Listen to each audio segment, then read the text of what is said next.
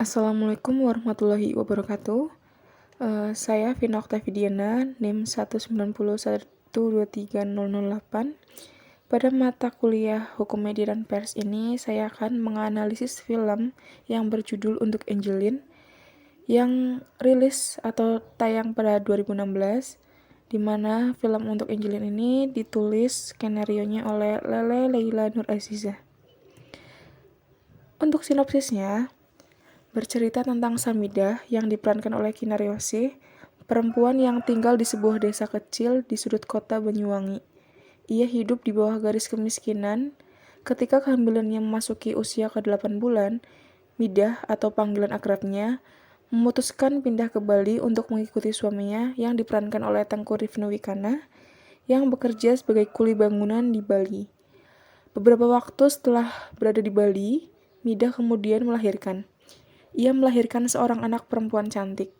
Tapi sayangnya, hidup sedang tidak berpihak pada Midah. Midah dan Santo tidak bisa melunasi administrasi untuk menebus bayinya dari rumah sakit. Santo akhirnya bertemu dengan John, seorang warga negara asing yang kala itu sedang bersama istrinya, Terry, yang diperankan oleh Rowena Rumboh. Kepada John, Santo meminta tolong. John pun menolong Santo dengan menebus dan mengadopsi anaknya. Dalam perjanjian, Mida dan Santo tidak diperbolehkan bertemu dengan anak kandungnya setelah usia 18 tahun. John dan Terry lalu membawa anak Mida dan Santo dan memberi nama anak adopsinya itu dengan nama Angelin. Saat Angelin berpindah tangan, hati Mida hancur lebur. Dia hanya bisa menangis. Dan ia memutuskan pergi keluar kota untuk bekerja agar suatu saat nanti dapat menebus Angelin kembali. Di Bali, John sangat sayang dan memperlakukan Angelin seperti anak perempuannya sendiri.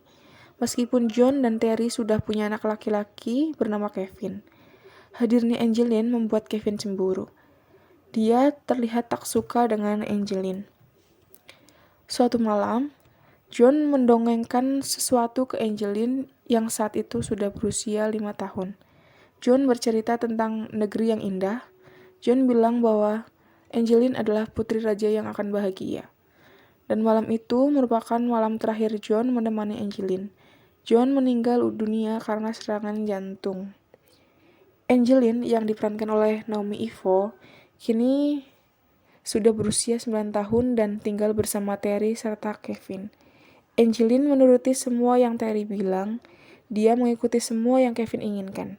Semua berjalan semakin parah. Di dalam rumah itu, Angelin diperlakukan bukan seperti anak manusia. Hingga akhirnya Angelin dikatakan menghilang. Foto Angelin tersebar luas. Di sisi lain, Midah pulang ke Bali dengan wajah bahagia. Sudah 9 tahun dia tak bertemu Angelin. Dia sudah mengirim uang ke Santo dan berharap Santo dapat kembali menebus Angelin. Tapi ternyata Santo malah menikah lagi dengan perempuan lain. Midah tidak tahu harus berbuat apa. Dia mencari Angelin dengan berbekal foto ketika Angelin bayi. Hingga suatu malam, ketika tiba-tiba polisi mengetuk pintu rumah Midah dan meminta Midah datang ke rumah sakit. Sampainya di rumah sakit, sungguh tersayat perasaan hati Midah. Di depan mata, ia mendapati tubuh anaknya terkulai kaku, sudah menjadi mayat. Angelin yang baru dia lihat 3 hari setelah dilahirkan ke dunia, yang belum sempat mengenalnya bahkan belum sempat memanggil dirinya dengan sebutan ibu. Dan saat ini, seseorang bertanya tentang kisah-kisah di atas sebelum hari ini. Bolehkah Midah mengatakan, jauh sebelum hari ini, sampai saat ini anak saya masih seorang angel. Tapi kini dia sedang dipeluk dan dijaga oleh malaikat, dan hari ini hingga entah kapan, Midah akan berjuang hingga tahu siapa yang sebenarnya tega membunuh anak perempuan manis itu. Itulah sinopsisnya. Menurut saya, dalam film Untuk Angelin ini terdapat unsur melawan hukum, yaitu adegan kekerasan terhadap anak. Terbukti pada menit ke-32 di gambar pertama, sang kakak yaitu Kevin menabrak adiknya yaitu Angelin dengan sepeda. Lalu si Kevin ini kena marah serta mendapat rekaman dari sang ayah. untuk yang gambar kedua pada menit 41.30, Angeline diperlakukan sangat tidak layak oleh sang ibu angkat dan disuruh untuk makan makanan kucing. Jadi Angeline ini pada menit ke-41 tidak mendapatkan makanan dari sang ibu angkatnya, si Terry. Namun si Angeline ini disuruh untuk merawat kucing dan makan makanan kucing. Untuk gambar ketiga yaitu pada menit 56.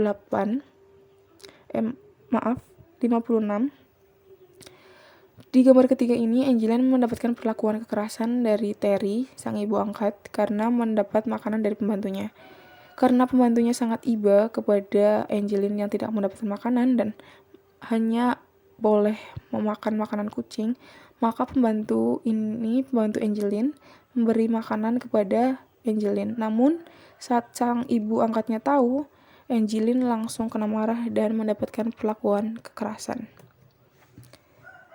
Lalu pada menit ke-60, pada gambar ke-45 dan 6, terlihat jelas Angeline mendapatkan perlakuan kekerasan dari sang ibu angkat, yaitu Terry, karena Angeline diajak liburan oleh tetangganya tanpa persetujuan sang ibu angkat.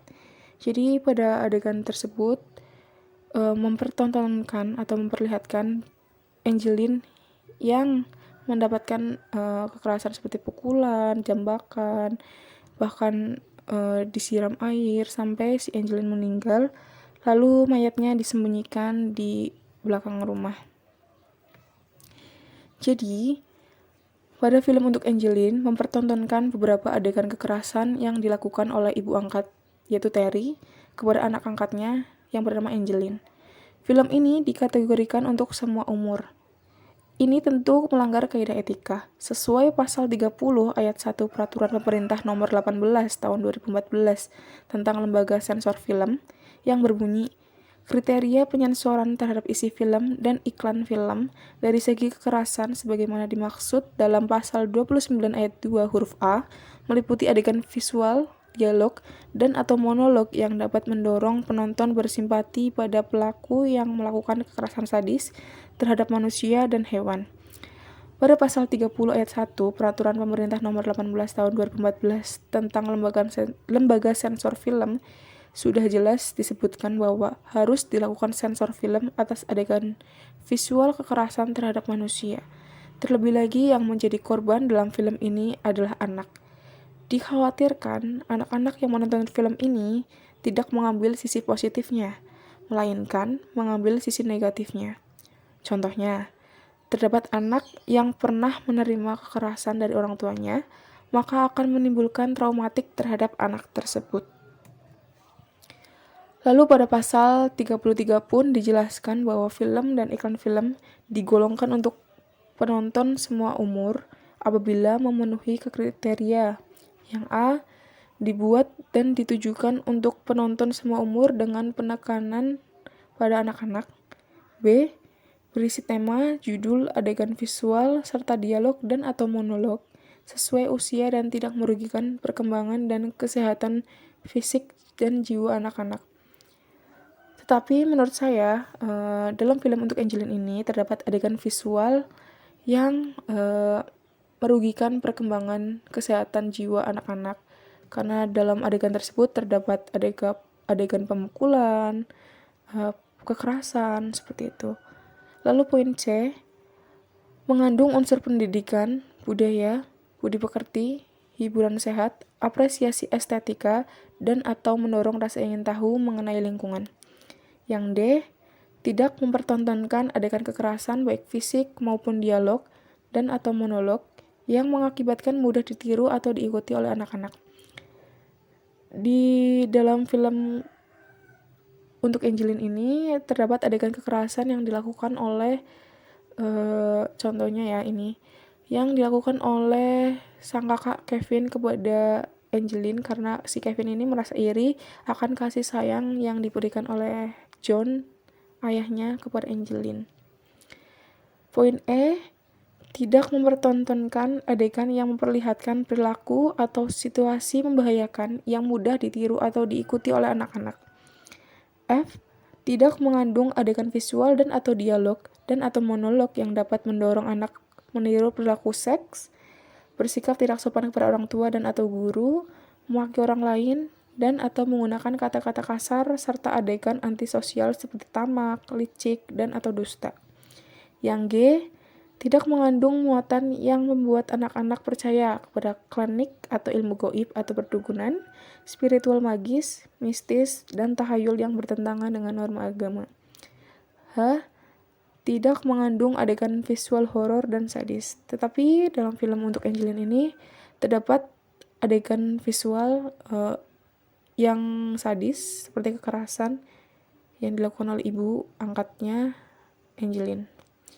I, tidak menampilkan adegan visual, dialog, dan atau monolog yang dapat mengganggu perkembangan jiwa anak seperti perselingkuhan, bunuh diri, perjudian, penggunaan narkotika, dan zat adiktif lainnya. Lalu pada penegakan hukum. Pada pasal 57 Undang-Undang Nomor 33 Tahun 2009 tentang perfilman, ayat 1 berbunyi, setiap film dan iklan film yang akan diedarkan dan atau dipertunjukkan wajib memperoleh surat tanda lulus sensor. Ayat 2, surat tanda lulus sensor sebagaimana dimaksud pada ayat 1 diterbitkan setelah dilakukan penyensoran yang meliputi A. Penelitian dan penilaian tema, gambar, adegan, suara, dan teks terjemahan suatu film yang akan diedarkan dan atau dipertunjukkan kepada khalayak umum. B.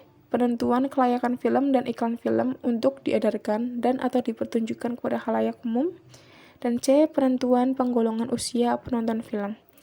Lalu ayat 3 berbunyi, penyensoran sebagaimana dimaksud pada ayat 2 dilakukan dengan prinsip memberikan perlindungan kepada masyarakat dari pengaruh negatif film dan iklan film. Lalu pada pasal 79 Undang-Undang Nomor 33 Tahun 2009 tentang perfilman, di mana ayat 1 berbunyi, sanksi administratif sebagaimana dimaksud dalam pasal 78 dapat berupa A. Teguran tertulis, B. Denda administratif, C. Penutupan sementara, dan atau D. Pembubaran atau pencabutan izin. Untuk ayat 2 berbunyi ketentuan lebih lanjut mengenai tata cara pengenaan sanksi administratif dan besaran denda administratif diatur dalam peraturan pemerintah. Lalu upaya yang seharusnya dilakukan apa sih? Apabila ditemukan unsur yang tidak sesuai dengan kategori yang diajukan oleh pembuat film, maka pihak LSF memberi opsi kepada pihak pembuat film untuk mengganti adegan-adegan yang tidak sesuai dengan kategori yang dimintakan. Misalnya, dalam film untuk Angeline, gantilah adegan-adegan yang menunjukkan kekerasan terhadap anak dengan adegan-adegan yang tidak menunjukkan kekerasan atau dengan adanya edukasi. Sangat disayangkan apabila pada film yang berkategori semua umur terdapat sebuah adegan yang tidak layak dipertontonkan, sehingga dikhawatirkan anak-anak yang melihat adegan tersebut menilai negatif karena timbul rasa ingin meniru atau merasa trauma akan adanya kekerasan yang dilakukan oleh orang di sekitarnya. Demikian pemaparan analisis film untuk Angeline dari saya. Apabila terdapat kekurangan, saya mohon maaf. Terima kasih. Wassalamualaikum warahmatullahi